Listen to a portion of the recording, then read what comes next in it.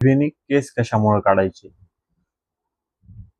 तर आपल्या परंपरेमध्ये स्त्रीचे जे सौंदर्य सांगितले बऱ्याच प्रकारे महाभारतात आपण वाचू शकता. त्याच्यामध्ये स्त्रीचं मुख्य सौंदर्य काय? तर स्त्रीचं मुख्य सौंदर्य म्हणजे तिचे केस.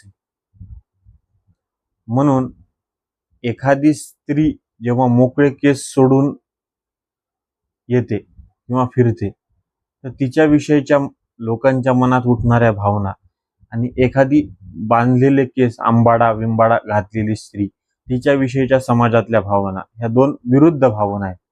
कारण की आपल्या शरीरामध्ये प्रत्येक इंद्रियामध्ये एक एक देवतेचा वास आहे. त्यापैकी केसामध्ये हा कामदेवतेचा वास आहे. स्त्रीने केस सोडले तर ती जास्त लावण्यवती दिसते. त्याचंच कारण असं आहे की आज जे बलात्कारादी इत्यादी नीच कृत्य करत आहेत त्याचं कारण कुठे आहे की काही प्रमाणामध्ये आपण आपल्या संस्कृतीपासून भरकटलो आणि त्याच्यानुसार हा विषय बोलण्याचा नाहीये, कोणाला पटणार नाही, पण बोललं पाहिजे कोणीतरी.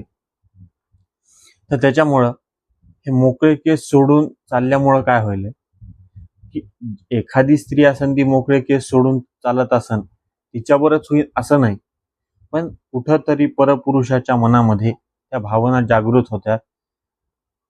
मनामध्ये धैर्य नसल्यामुळं, इंद्रिय संयम नसल्यामुळं आणि संस्कार नसल्यामुळं त्या कुठंतरी तिराईतवीवर तो ते वापरतो आणि त्याच्यातून हे दुष्कृत्य आपल्या समाजामध्ये आपल्याला दिसतात.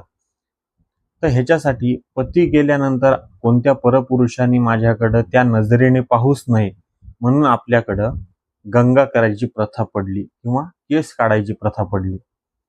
ह्याच्या मागचं कारण एवढं आहे की माझं चरित्र शुद्ध पाहिजे.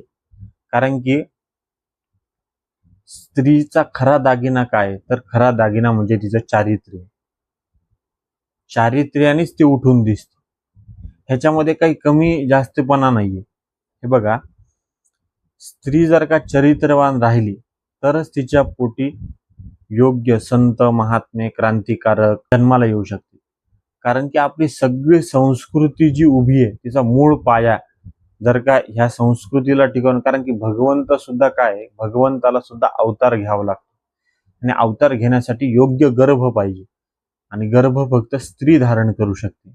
म्हणून असा योग्य गर्भ आणि आपल्या पोटी योग्य व्यक्ती जन्माला यावा असं ज्या स्त्रीला वाटते तिने ऋषींनी सांगितलेल्या मार्गाचा अनुसरण करावं, त्याच्यातच तिचं कल्याण आहे.